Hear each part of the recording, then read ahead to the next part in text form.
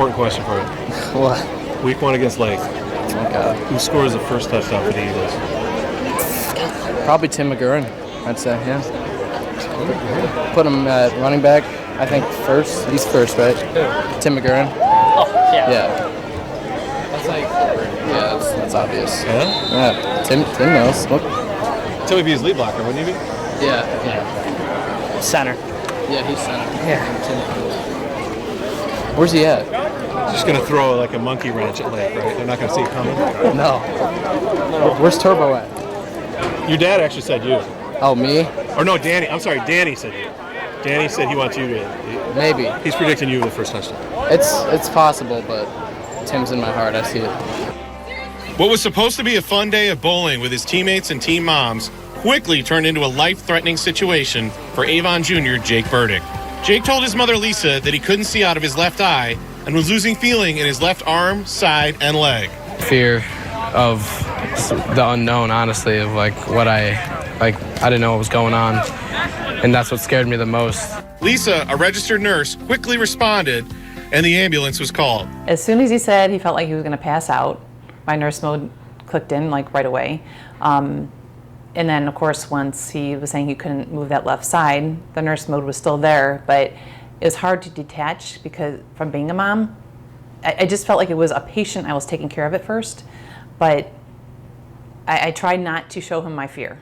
So I knew I had to stay strong for him, so I tried to remain in that nurse mode until some of my other friends that were there, the other moms, 2 of them were nurses, 1 was a physician, they were able to come over and start taking over for me and made sure that he was doing okay. We laid him down, we put his legs up until the squad got there. So I was finally able to take a step back and be the mom for a second, and I lost it maybe for 2 seconds as I looked away from Jake, but I had to turn back around and just be strong. I can't even explain how I felt. I called her. She was in hysterics pretty much. So then all the stuff started going through my head with, you're thinking wheelchairs and walkers and driving them around and all that stuff. Jake was taken to the ER and later transported to the Cleveland Clinic. And after extensive tests, the terrifying news was delivered. Jake had a stroke.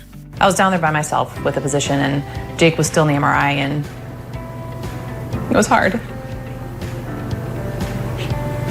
When I got that news, it was actually surreal. I couldn't believe it at first, but I knew at that moment that no matter what happened, he was going to be okay because I'm a nurse and I can take care of him no matter what. If he can't move one day or if he can't walk, I could be there for him. They basically told my parents as soon as I got there not to expect much, and they were thinking that I'd have to walk with a walker for the rest of my life, or it just would never be the same. And they didn't tell me that because they didn't want to scare me, and I'm grateful for that. Oh yeah, it's crazy. You're a friend of 16. He's 16 and he had a stroke. It's pretty crazy. It's just, you don't think that's going to happen to your friend, but you never know. As soon as visitors were allowed, family, friends, teammates, and coaches came to see Jake, and they were amazed by what they witnessed. We were telling jokes, and it was kind of a relaxed atmosphere in this hospital room where he was still paralyzed on his left side. So looking back on it, Jake Burdick and his family probably handled that better than I could think anybody in the world, made me even feel comfortable. But then about an hour and a half later, after he got transferred downtown, they had confirmed that he indeed had a stroke, and I just remember sitting in my bedroom, and brought me to tears and just concern for the young man and his well-being, because as much as I'm hard on our players, I treat them like my own kids. You love them, and then you're also hard on them, and Jake's like one of my own kids, and it was devastating to hear. He got where I expected him to be in probably 2 or 3 weeks and probably 2 or 3 days. It was overwhelming in a way. It's like you see your kid walk again for the first time, do something for the first time. So it takes you back to when your child was a baby, learning to do something. It was so emotional. It was remarkable. I was just in awe of his strength and his positive attitude that helped him obviously get through this quicker. I was happy watching him walk out of the bathroom. He looked like a baby giraffe, but it was like a milestone. Just wanted to get back out here with my boys, and that's pretty much what drove me. Just his positive attitude towards it all. First time I visited him, he just instantly started cracking jokes, and I knew that he was just going to recover really fast. Jake and his family have definitely lived up to being Burdick strong. If there's a small problem in the day, I don't really fret about it. I just think it could always be worse, and because I've experienced some of the worst days of my life. It's kind of a calming feeling when I'm not sweating the little stuff. You know, I leave that to my wife. It just really makes you understand that, you know what, you can't really sweat the small stuff anymore. And it's hard for me to hear people complain anymore about stuff because I've seen what we've gone through. But it happens, and everybody's human, and people are still going to have their tough days and complain and stuff. But just appreciate every minute with everybody. Jake had a minimally invasive surgical technique to close the hole in his heart, which caused the stroke. And after a few months, Jake should be good as new and maybe even ready to put on the Eagles jersey for his senior year in 2020. He didn't go 2 minutes without getting a text message or a call or a Snapchat or whatever they do. It was everything. The mayor coming to see him, celebrities sending him videos. It was crazy. Crazy. That's what got him through it. Traumatic situations like this, it always helps. Number one, the patient's attitude, and then also the friends and family support. And you know, I have to give a shout out to the Cleveland Clinic and the multidisciplinary approach that we took to help him get better. Oh, it was huge. Support is everything, and knowing how many people love our son and love us and that have come out of the woodwork and shown the support, they made him laugh. They kept him busy trying to text back and all the messages, even if the one time, you know, only Monday, he still only had the one arm to move. So it was just good for him to keep his mind off of things. But then seeing our family and our kids seeing the support we're getting from the community and so many people that don't even know us, they understand the importance of being kind to each other, and because you never know when it's going to come back one day and you're going to need that support in one of the worst times that you could ever imagine. They're the reason that I am here just as well as I am, because of all the support. And at that point, I knew that I was going to be just fine. You know, this community's second to none when it comes to people in crisis. The people rallied around him and his family, and Jake made it so easy to do because when you showed up, there was really not the fear level that there probably should have been because of his mindset and his attitude. He's back to Jake. He hasn't, you know, it's 100% on that left side. He can do everything he could do before. He's very blessed. He was back to himself that next day after he had the stroke. He actually told me, "Mom, that's pretty cool. I had a stroke. That's going to make for a great story one day." And he still couldn't move that left side at that time. His personality has definitely always been there, and that's what's gotten him through this. And the one thing he told me, his new meme is, "Hey, Mom, I went for a strike, but I got a stroke instead." Nope, same old Jake. You know Jake. Joking around, kidding around, he's the same kid.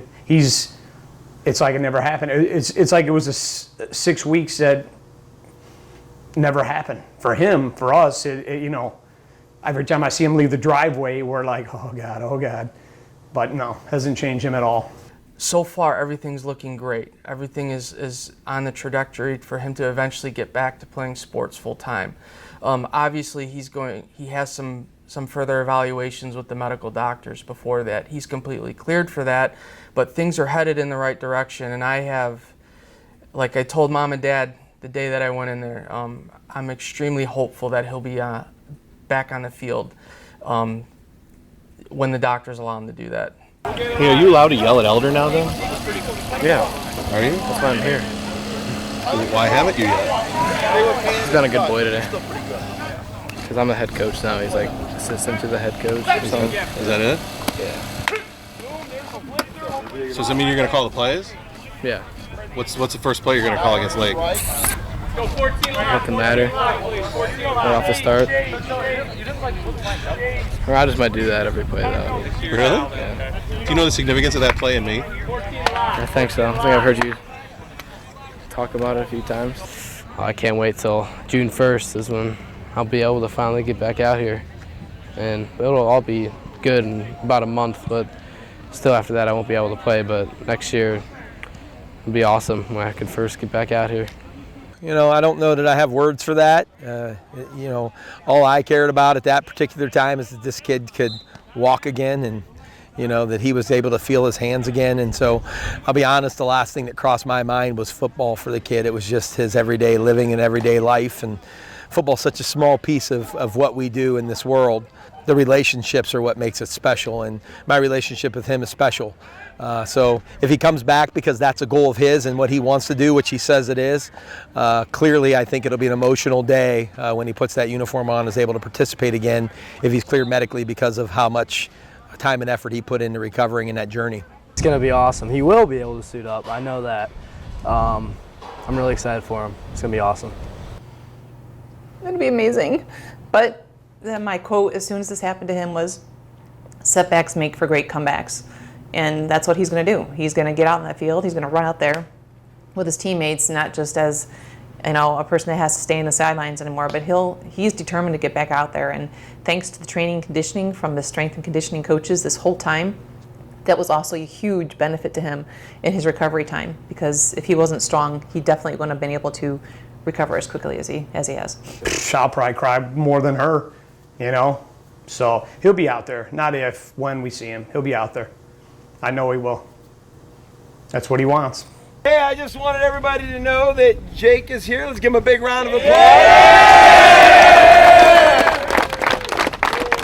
I told him this, and I'm going to tell him this again. His courage over the last week and the things I've seen him endure and the things I've seen him do is quite inspiring. So for all of us, every now and then you need a reminder, right? Today's reminder will be when you think that, oh, I'm tired or I'm feeling sorry for myself, think about the journey this guy took and the courage that took and it'll continue to take.